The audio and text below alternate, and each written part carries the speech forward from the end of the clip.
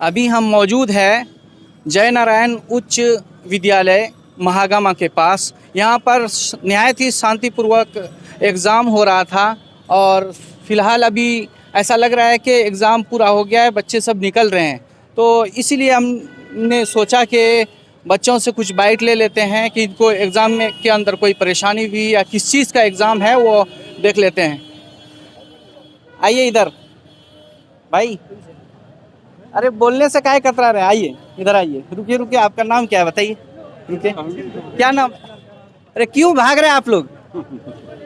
इधर आइए, आइए। कोई बोलने से क्यों डर रहा है? अच्छा आप आइए। आपका नाम क्या है? मोहम्मद आसिफ।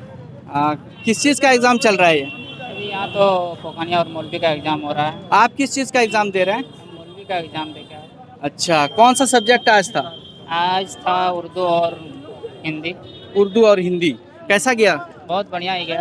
अच्छा, एग्ज़ाम हॉल के अंदर कोई परेशानी किसी तरह की? नहीं, कोई परेशानी नहीं है, बहुत बढ़िया से एग्जाम अच्छा, आपके मदरसे का नाम कुछ? शमसिया गुरगामा। शमसिया गुरगामा। चलिए ठीक है, किसी और विद्यार्थी से पूछते हैं। आप बताइए, क्या नाम है आपका? अरबाज अंसारी। हैं? अरबाज अंसारी। अरबाज अंसारी। किस चीज़ का एग्ज़ाम दे रहे थे? फोकानिया का। फोकानिया का। कौन सा पेपर था? अरबी हैं? पेपर कौन सा था? उर्दू। उर्दू पेपर था। कोई ऐसा सवाल जिसको आपने खूब चाव से लिखा, खूब मस्ती से लिखा, ऐसा सवाल का जवाब बहुत अच्छे से लिखा? कुछ नहीं था उसमें से, कुछ भी लिखने का नहीं था? खाली भर दिए बस। खाली भर दिए? मतलब बित्ता वाला सिस्टम चलता है क्या?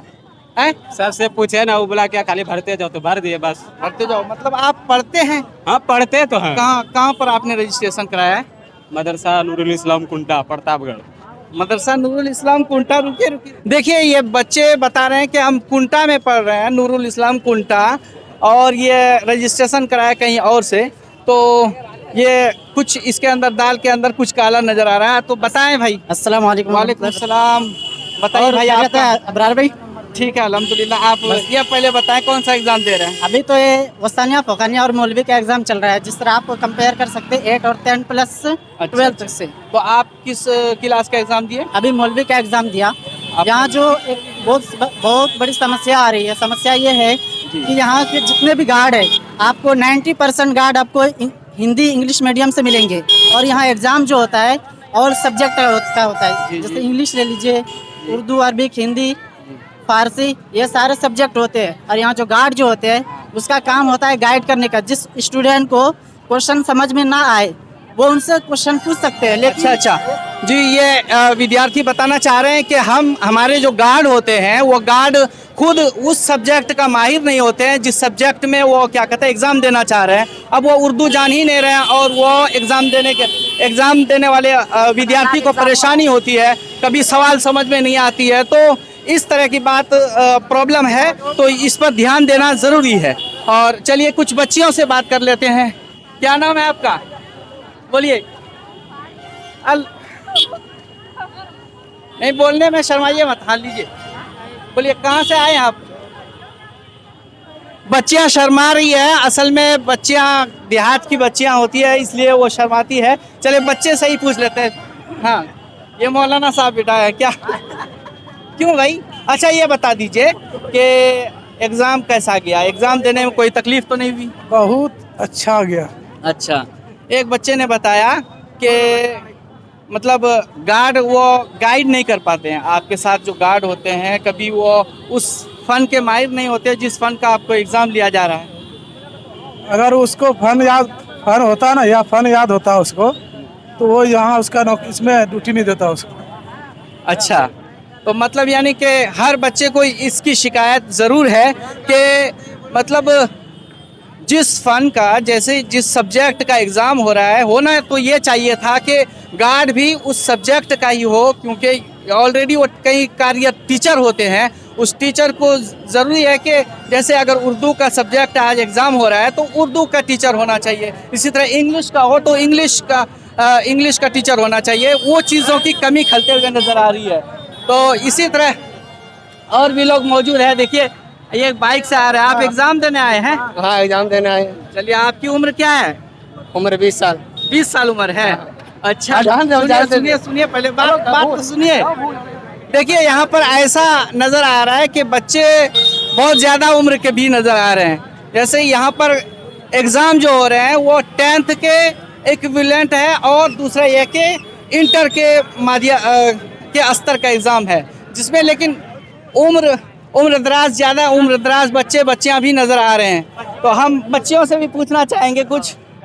कोई बच्ची एक भी जवाब देने के लिए सक्षम नहीं है।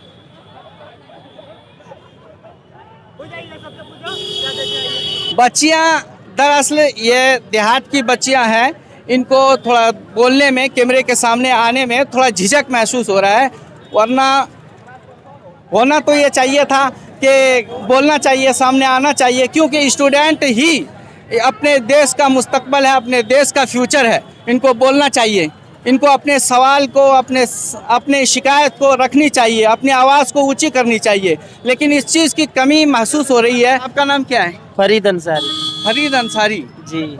किस क्लास में पढ़ते हैं? हम तो अभी दौरे हदीस में पढ़ते हैं। दौरे हदीस में। और यहाँ एग्ज़ाम किस चीज़ का दे रहे हैं? ये मौलवी का एग्जाम है। मौलवी का एग्ज़ाम है। मौलवी है। आप दौरे हदीस कहाँ से कर रहे हैं और मौलवी कहाँ से कर रहे हैं? समझ हम में अभी नहीं आया। पढ़ रहे हैं यहाँ दिग्गी मदरसा में, वहीं पढ़ते हैं, वहीं हदीस पढ़ते हैं, वहीं इम्तिहान देते हैं। अच्छा, वहीं पर पढ़ते हैं, हाँ। वहीं से एग्ज़ाम देते हैं। दिग्गी का मदरसे का नाम क्या है? मदरसा का नाम वो क्या नाम है भूल गए, लेकिन मदरसा का नाम भूल गए अभी। देखिए मदरसे का नाम भी भूल रहे बच्चे।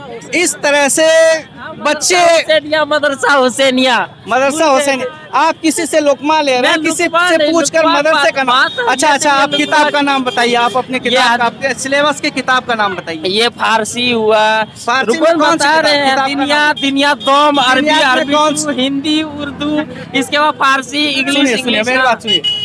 दिनियात की कौन सी किताब चल रही थी दिनियात में, ये बताइए। दुनियात अव्वल।